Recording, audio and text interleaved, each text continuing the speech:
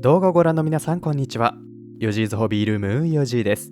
本日の動画はショーケースに眠るすぐみキットを改造から塗装まで完遂する企画。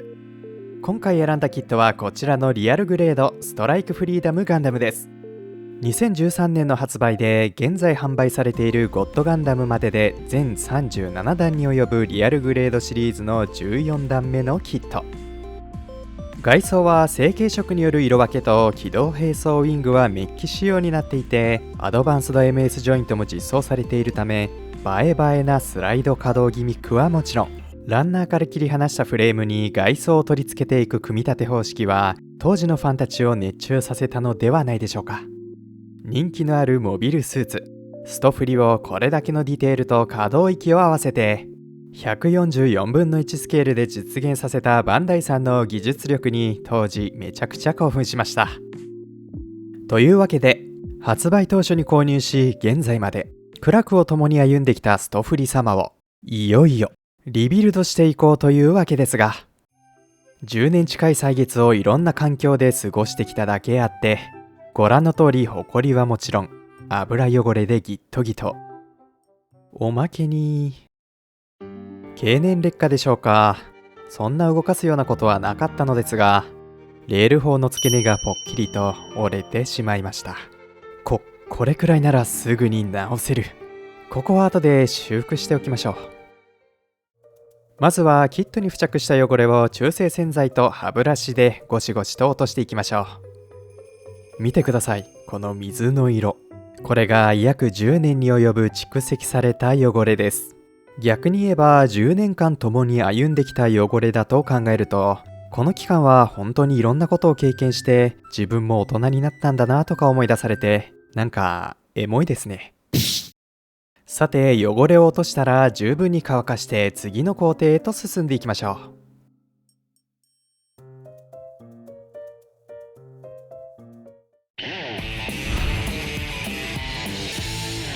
ディテールアップ。今回外装はほぼ全てのパーツに手を加えていますのでかなり膨大な作業量だったわけですが、全てをお見せするとなると映画くらいの尺になりそうですのでポイントを絞ってお見せできたらと思います。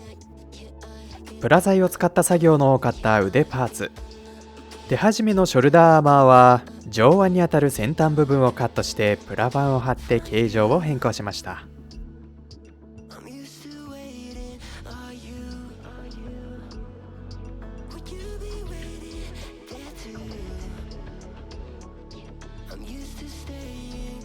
装甲の分割を表現するためにラインの引き直しとプラ板を貼って段差を作ってみました。ちなみに劇中のえげつない人間勝りな機動性は装甲を細かく分割していることがミソなんだとか。肩のこの部分はビットブレードやデザインナイフで段差を掘ってからプラ板とプラ角材でディテールを追加してフレームを露出させたような見た目にします。どのガンプラもこの部分はまっさらになっていることが多いですし、顔に近くてパッと目につく部分でもあるので、ここにディテールを追加するとめちゃくちゃに映えます。椎茸モールドを追加してヒートシンクみたいな見た目にするのも相性がいいですね。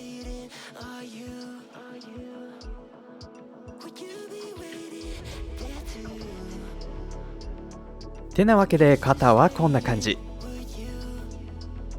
続いて腕の改造。前腕は既存の装甲が分割されたデザインもかっこいいですが、個人的には少し人体でいう筋肉的な膨らみが欲しいところ。ここは大胆にホビーノコで切断して上からプラ板を貼って平面にします。肘のあたりから段差を作ってヤスリで面を出してみます。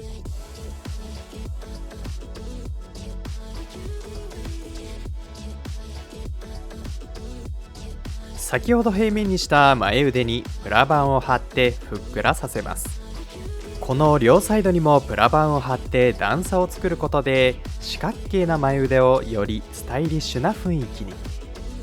ちなみにこの形状は以前にも作ったリアルグレードニューガンダムや MGEX ストフリを参考にしてたりします。続いて脚部。太ももは横幅を増やします。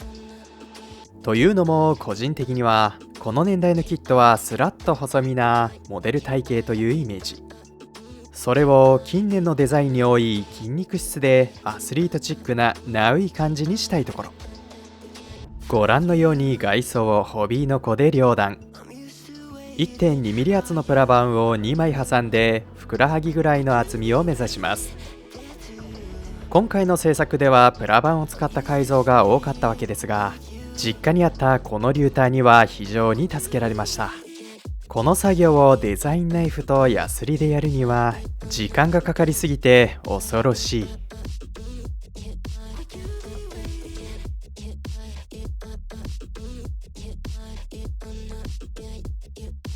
太ももはこんな感じ。一気に飛ばして他の部位へ行きます。こちらは冒頭にポキッとやらかしたレール砲と胴体接続部のお直し。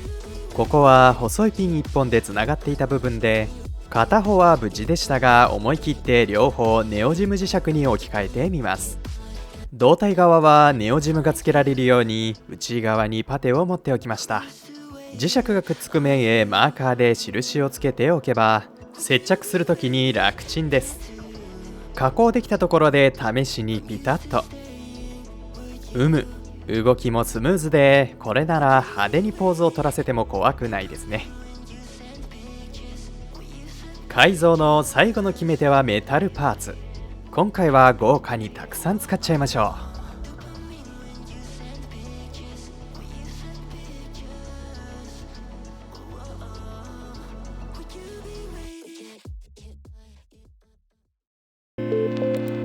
星ホビというわけで各部をチェックしていきましょう。胴体は筋彫りメインで、コックピットハッチはパテを持ってシャープな形状へ変更しています。腰ブロックの側面に角度をつけて削ったことで腹筋がついているような印象。借金で大根おろしたい。次に頭部パーツ。顎の長さ調整からヘルメットのチークガード部分は横からでも顔がよく見えるように短めにしつつ、上部をプラ板で幅詰めしてツインアイを鋭く見えるように加工しました。ダクトフィンはより内側のダクトのゴールドが強調されるように既存のものを削ってプラ板に置き換えました。後頭部カメラカバーはパテで長さ調整をしました。内側の厚みが気になったのでこの後薄く削っています。次に脚部。筋彫りでのパネルライン追加がメインですが、つま先は 1mm プラ板で延長。ふくらはぎ後方のスラスター下にはしいたけモールドを追加しています。こちらも頭部と同じく撮影後に追加でディテールを増やしたりメタルパーツをつけたりしています。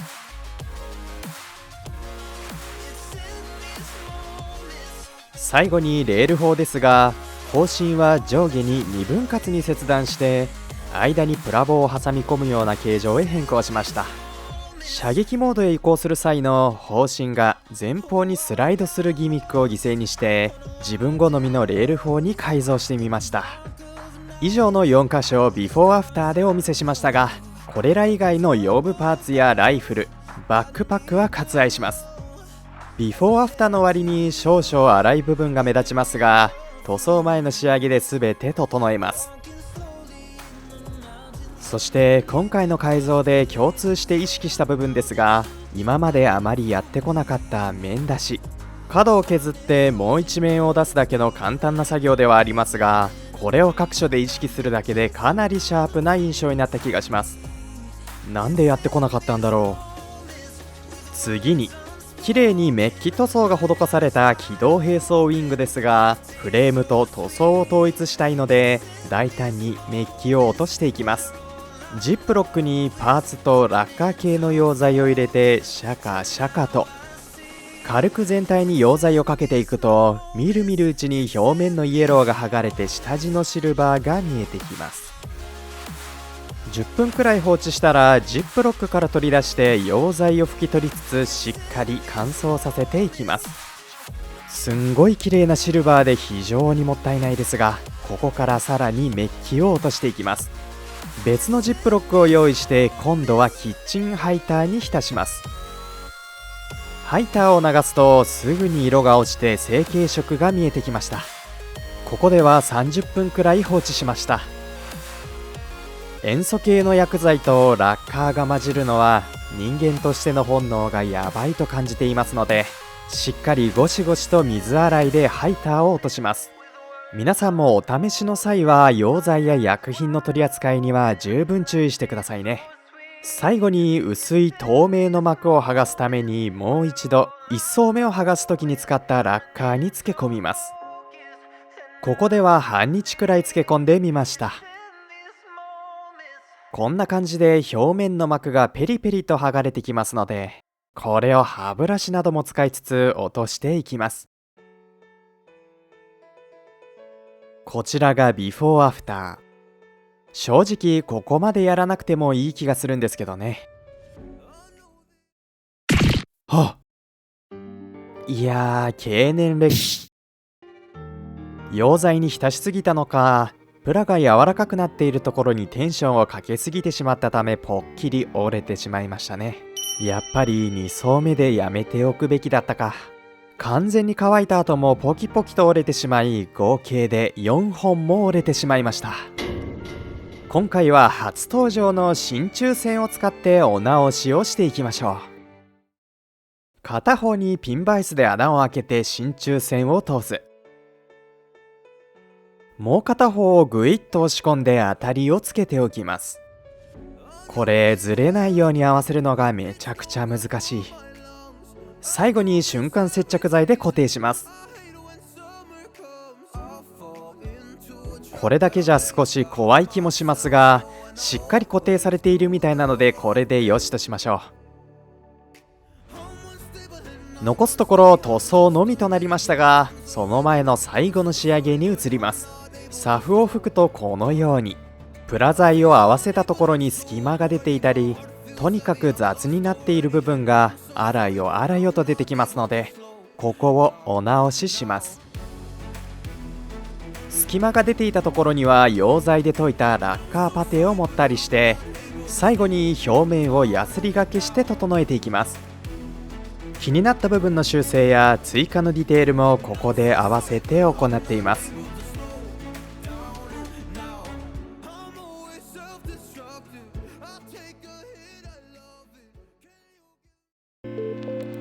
よしほび。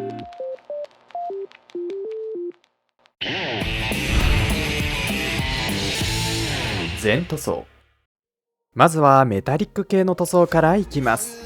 ゴールドの表現には2色で色分けします。まずはパールカッパー。下地にツヤありのブラックを塗装した上に吹き付けていきます。次におなじみの勇者ゴールドことスターブライトゴールド。相変わらずお上品なおゴールドでございます。今回スーパークロームシルバー2は主にクリア系の下地として吹き付けていきます。バックパックスラスターの一部やカメラ類、ツインアイなどはこの上からクリアカラーを塗装します。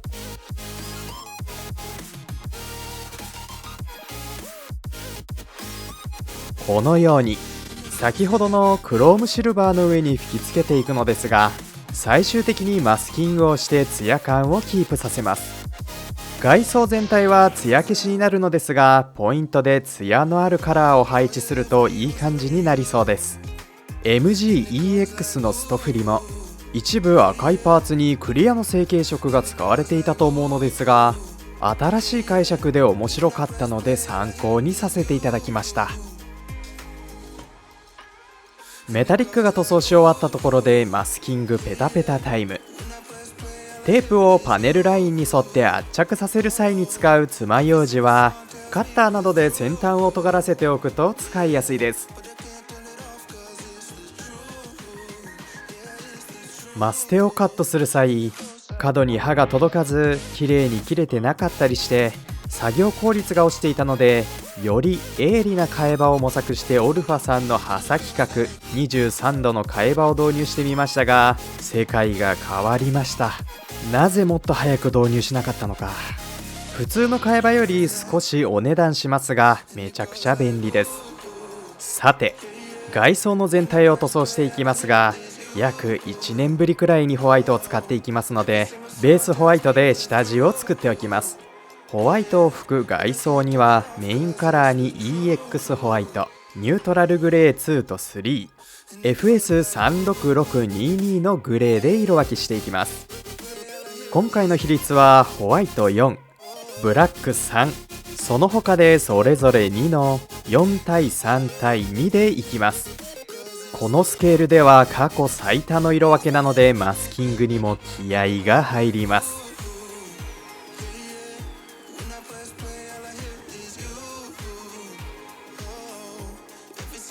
青のメインカラーはコバルトブルーと、サブカラーにミスターカラーのブルーを色分け。黒のメインカラーは EX ブラック、ニュートラルグレー4と5で色分けします。腰部レール砲、胸部の排気ダクトカバーなどはメインカラーにミディアムブルーと、エルガイムカラーシリーズのヘビーダークグレーで色分けします。レッドはブライトレッドとニュートラルグレー4で暗めに調色したレッドを色分けします。仕上げ。艶消し以外の塗装が済んだところで仕上げに移っていきます。ここまでで組み立てられるパーツは組み立てておきます。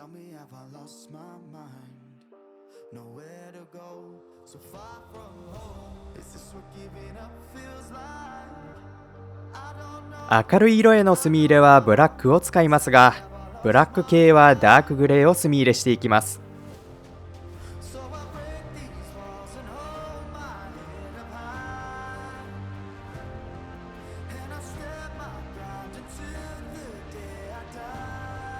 先ほどクロームシルバー下地に蛍光イエローに塗装したツインアイは、エナメル塗料を全体に吹き付けてカメラ部分だけ溶剤で拭き取っていきます。いわゆるエングレービングってやつですね。前回のルブリス製作の際はデカール作業がなかったので、デカール貼るのはもう5ヶ月ぶりぐらいでしょうか。久々すぎて加減が分からず貼りすぎてしまったような気がします。デカールまで終わったら艶消しを吹いて、ラストのマステペリペリ編です。ここでは特に話すこともなくなってしまったので、ちょっとした雑談でも。キラヤマトの操縦テクニックに依存して防御を犠牲にしてまで機動性にステータスを全振りしたスト振りですが、マルチロックオンを搭載した全13門から放たれる高火力一斉射撃はさながら戦艦といったところ。これがとんでもないスピードで飛び回っているわけですから怖すぎ。サンダーボルトなんかを見ていると、ガンダムに相対する兵士視点でその理不尽な怖さがひしひしと伝わってきますが、ストフリはどんな風に見えているんでしょうね。おまけに劇中で一度も被弾がなかったというから、パイロット含めとんでもない化け物です。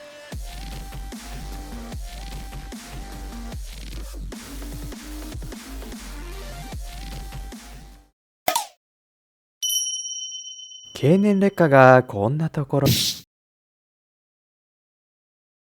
それではじわじわと最終の組み立てに近づいていきます。メタリックで色分けしているものやメタルパーツなどを取り付けていきます。塗装後に接着剤を使うのはなかなかリスキーなため、プラ材から切り出したパーツの取り付けが心配なところ。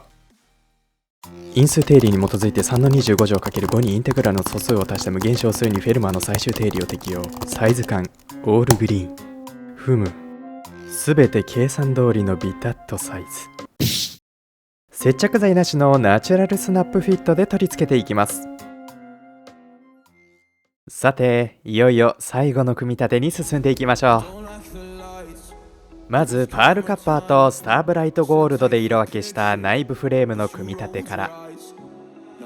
このキットは内部フレームも成型色で色分けされているので、それに合わせて色分けしてあります。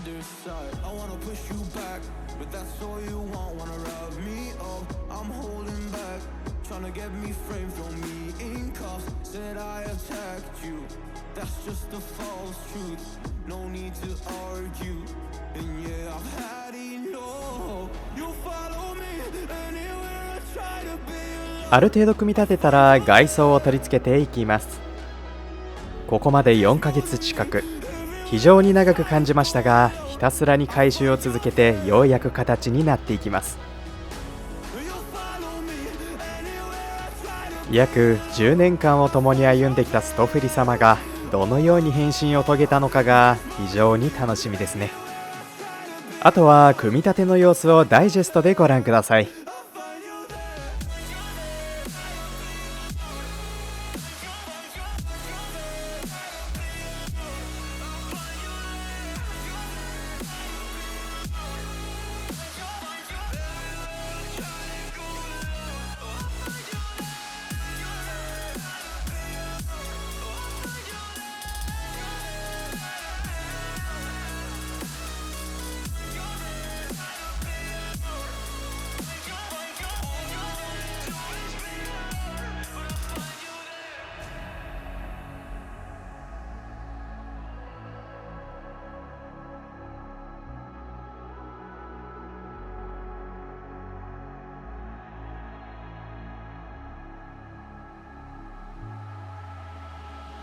I'm so scared to leave my house, so I cannot run free from this. Always being watched by you, and that's so inconsiderate. My privacy, does that exist? Probably haven't heard of it. Need to live a different life, cause lights and cameras are in it. Trying to find a silver lining. All I wanna do is avoid the violence. But you're here again, I'm losing it. There's no more screaming in silence. Get out my face, turn off the flash. I hate the fame, no more of that. Leave me alone, or I'll collapse. I need a break, don't feel the crack. You follow me anywhere I try to be alone. I find you there. There's more to me. Everywhere I try to go alone, I find you there. Yeah, yeah. You follow me anywhere I try to be alone, I find you there. Oh, there's more to me, but anywhere I try to be alone, I find you there. さて、組み立てももう間もなく終わるところで、最後にもう一度ストライクフリーダムガンダムについて振り返っていきましょう。コズミックイラ73年から74年にかけて行われた地球連合とザフトの軍事衝突に介入した第三勢力、クライン一派の中核戦力となった機体がこの ZGMF-X20A ストライクフリーダムガンダムである。ストライクフリーダムガンダムの開発はクライン一派がザフトから奪取したデータをもとにファクトリーで進められた。ハイパーデュートリオンを搭載した本機はボアチュール・リュミエールを流用した推進システムや量子通信によるスーパードラグーンシステムなどの新装備を採用。また外部装甲にはバリアブルフェーズシフト装甲を、内部フレームにはフェーズシフト装甲をそれぞれ使用することで高度な防御力を獲得するに至った。なお本機はラックスの指示でキラヤマトの登場を前提に開発されており、これらのシステムも彼の専用機だからこそ搭載できたものであった。オーブから宇宙へ上がったキラに託された本機はオーブ防衛戦をはじめステーション1での攻防、メサイアをめぐる戦いに参戦し多大な戦果を上げた。そしてその活躍は地球連合とザフトの戦乱を終結させる原動力となったのである。皆様長らくお待たせいたしました。4時ホビ2022年までの集大成リアルグレードストライクフリーダムガンダム、約10年に及ぶ封印から解き放たれ空をかける自由の翼、今ここにロールアウト。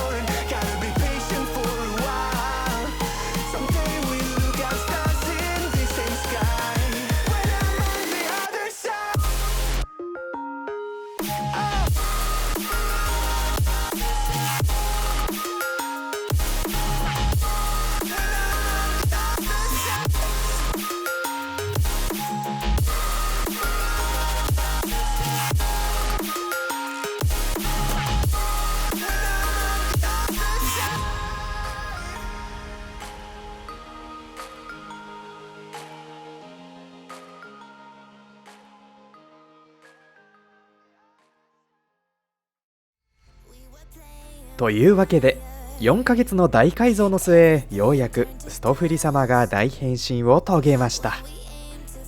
こちらは改造前のストフリ様との比較。本キットは身長など十分にスタイルが良く、変更点は太ももの幅調整と腰ブロックを少し削った程度。首の延長などアドバンスド MS ジョイントを採用した内部フレームに手をつけることなく S 字立ちの似合う筋肉質な雰囲気になったと感じます。外装各所にパネルラインを多く追加したことで、より分割されたバリアブルフェーズシフト走行が表現できたのではないでしょうか。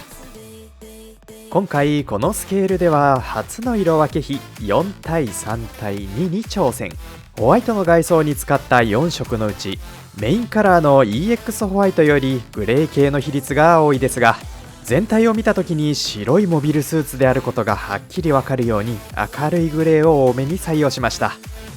全体を通しての課題ですが、目に見える外装パーツのほぼ全て手を加えてみたつもりではありますが、装甲の裏側にまでは手をつけられなかったことですかね。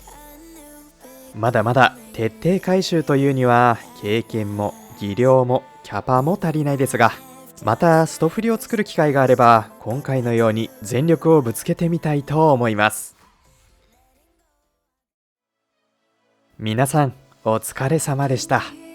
リアルグレードストフリを10年越しで大改造してみた今回の動画、いかがだったでしょうか。懲りずに長期改造で動画のアップが大幅に遅くなってしまいました。動画の編集も久しぶりなので、もともと高くないクオリティがさらに下がったような気がしますが、今後は長期改造になる場合はパート分けできたらいいなとか思っていますので、お楽しみに。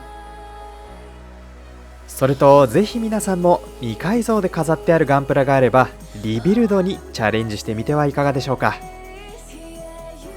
それではこの動画が面白いなと思った方はグッドボタンを、チャンネル登録がまだの方は動画右下のチャンネル登録の赤いボタンとベルマークの通知チェックを、そして皆さんの温かいコメント、いつも非常に楽しみにしております。些細なことでも結構でございますのでコメントお待ちしております。それではまた次回の動画でお会いしましょう。See ya!